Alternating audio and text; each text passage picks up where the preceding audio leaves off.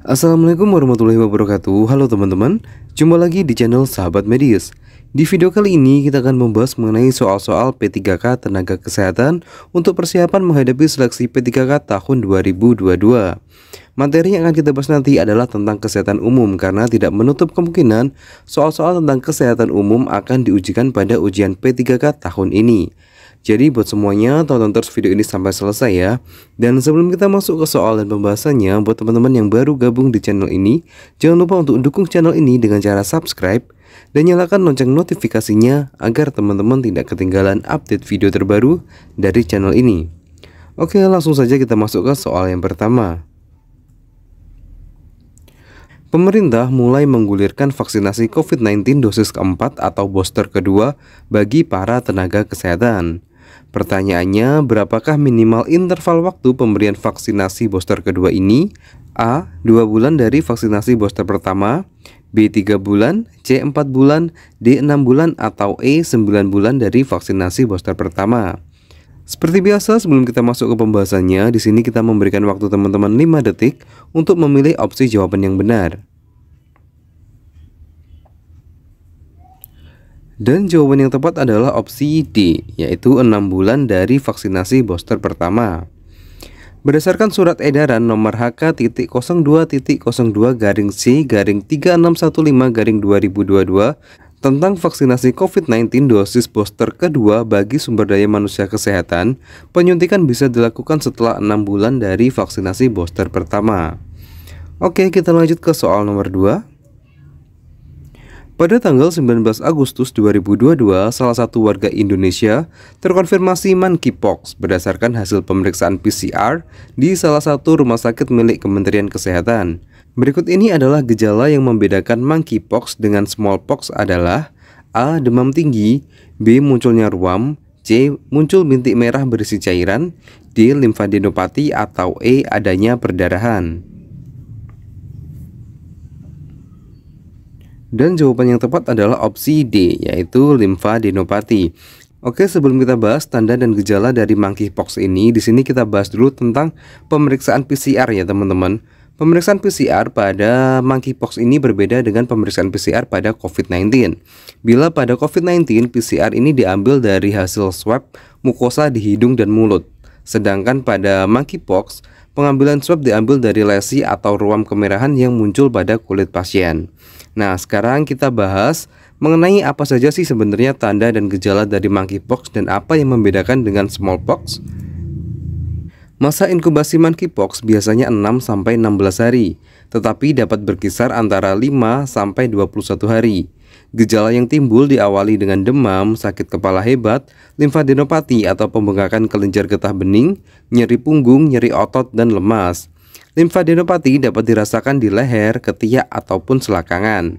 Dalam 1-3 hari setelah gejala awal atau fase prodromal akan memasuki fase erupsi berupa munculnya ruam atau lesi pada kulit, biasanya dimulai dari wajah kemudian menyebar ke bagian tubuh lainnya secara bertahap. Ruam atau lesi pada kulit ini berkembang mulai dari bintik merah seperti cacar, melepuh berisi cairan bening, melepuh berisi nanah, kemudian mengeras atau keropeng, lalu rontok. Biasanya diperlukan waktu hingga 3 minggu sampai periode lesi tersebut menghilang dan rontok.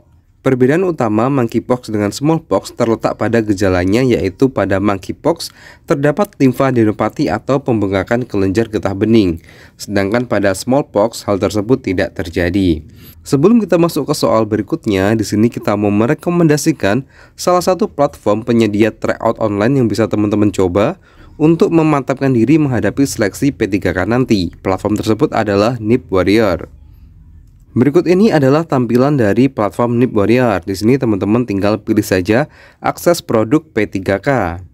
Nah, di sini sudah ada beberapa formasi yang bisa teman-teman pilih sesuai dengan formasi teman-teman, seperti dokter umum, perawat, bidan, penyuluh kesehatan, epidemiologi, rekam medis, peranata laboratorium, kemudian perawat gigi, dan lain-lain. Nah, sebagai contoh di sini kita buka untuk formasi perawat.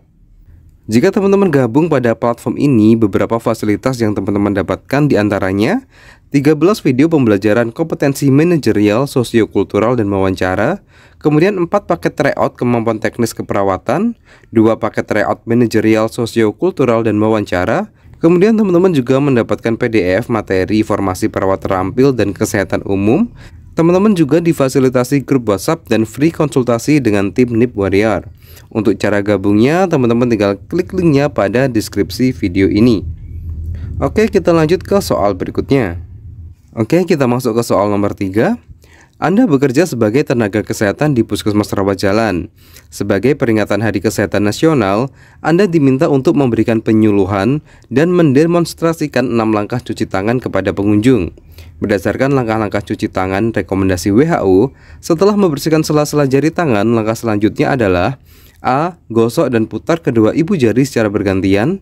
B. Usap dan gosok punggung tangan secara bergantian. C. Bersihkan ujung jari secara bergantian dengan posisi saling mengunci. D. Letakkan ujung jari ke telapak tangan, kemudian gosok perlahan. Atau E. Bilas dengan air mengalir.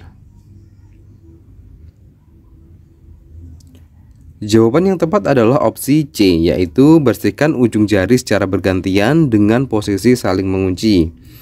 Berikut ini adalah 6 langkah cuci tangan menurut arahan dari WHO. Yang pertama, tuangkan cairan hand serap atau sabun pada telapak tangan, kemudian usap dan gosok kedua telapak tangan secara lembut dengan arah memutar.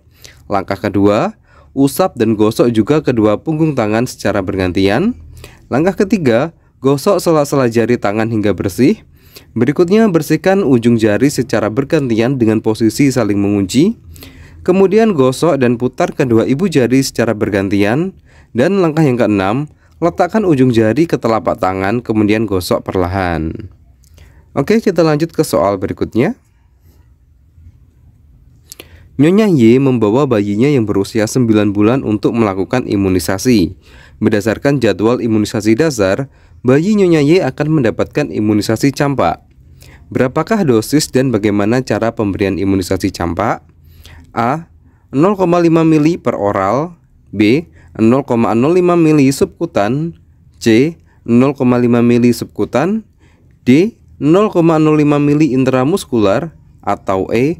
0,5 mili intramuskular.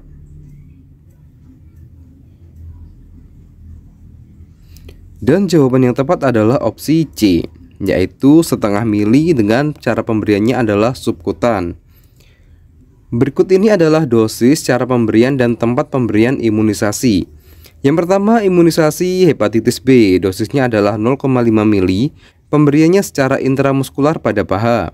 Kemudian imunisasi BCG, dosisnya adalah 0,05 mili dengan cara pemberian intrakutan pada lengan kanan atas. Kemudian polio, dosisnya 2 tetes per oral. Kemudian IPV 0,5 mili, cara pemberiannya adalah intramuskular pada paha kiri. Kemudian imunisasi DPT HB/HIB dengan dosis 0,5 mili, cara pemberiannya adalah intramuskular pada paha untuk bayi dan lengan kanan untuk batita. Kemudian campak, dosisnya 0,5 mili, pemberian subkutan pada lengan kiri atas.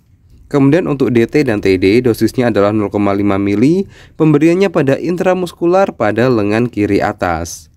Oke, sementara cukup sekian ya untuk video kali ini. Semoga video singkat ini bisa bermanfaat dan semua teman-teman di channel ini bisa lolos menjadi ASN P3K tahun ini. Wassalamualaikum warahmatullahi wabarakatuh. Sampai jumpa di video berikutnya.